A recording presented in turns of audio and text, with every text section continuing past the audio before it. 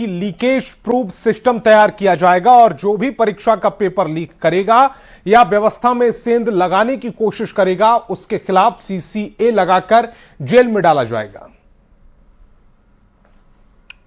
मैं तो यही कहूंगा कि लीकेज प्रूफ चीजों को ठीक करना है और अभी तो हमने कानून भी बनाया है कि अब तो जो भी इस तरह के अपराध में शामिल पाए जाएंगे तो जो गुंडा एक्ट है सीसीए उसके तहत वैसे लोगों को भी 1 साल तक जेल में सीधे रखने का प्रावधान किया गया है।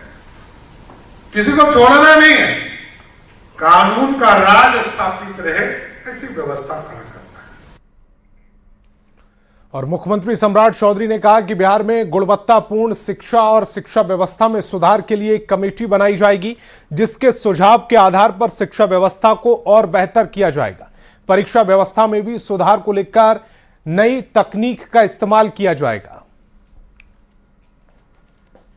लोगों ने तय किया है कि एक कमेटी बनाएंगे जो शिक्षा की गुणवत्ता को कैसे और अच्छा कर सकते हैं, इसके लिए एक राज्य स्तरीय कमेटी बनाएंगे जिसे आपको सुझाव दिया जाएगा। यहां मुख्य सचिव बैठे, ये पूरे राज्य स्तर पर एक कमेटी का गठन किया जाएगा हाई लेवल पर, जो बिहार के बच्चों को और अच्छा कैसे पढ़ाई कराया जा सकता है, उनको कैसे गुणवत्ता के साथ पढ़ाई कराए, इसकी पूरी संरचना का एक क्रिएशन करने का काम किया जाए। दूसरा जो सबसे बड़ा चैलेंज है वो है परीक्षा सुधार के लिए भी एक कमेटी बनाना पड़ेगा, क्योंकि जितने परीक्षा होते हैं, क्योंकि इतना टेक्नोलॉजी अधिक हो गया, एक आदमी ने अपना यदि ईमान बेच दिया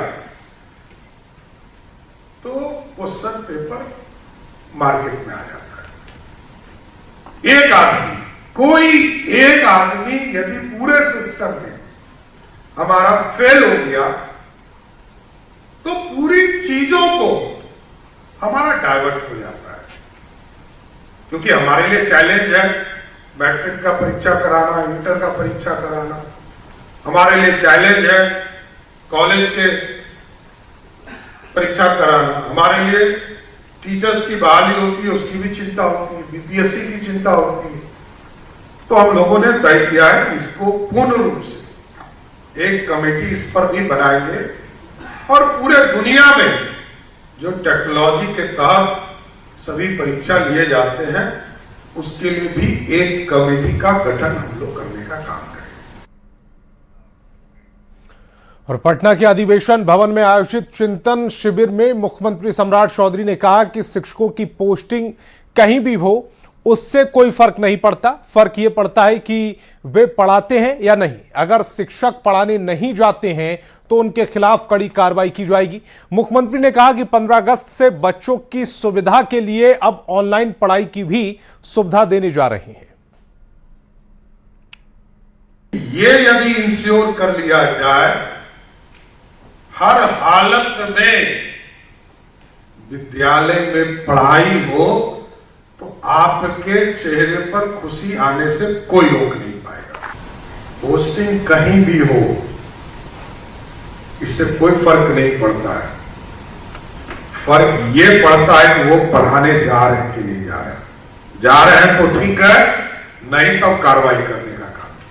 15 अगस्त से लॉन्च करेंगे और रात के 11 बजे भी शिक्षक की जरूरत पड़ेगा तो ऑनलाइन उसको पढ़ाने का काम, सीधा 1 to 1 पढ़ाने का काम हमारी व्यवस्था करने जा रही है। इसलिए हम इसे जोड़ेंगे। इसलिए मैंने उनको कहा कि इसको ओटीपी पे लाइए, रजिस्टर कीजिए, जोड़िए। हमारे कितने बच्चे 11 बजे रात में इस पर पढ़ाई करेंगे ये भी जानना जरूरी है।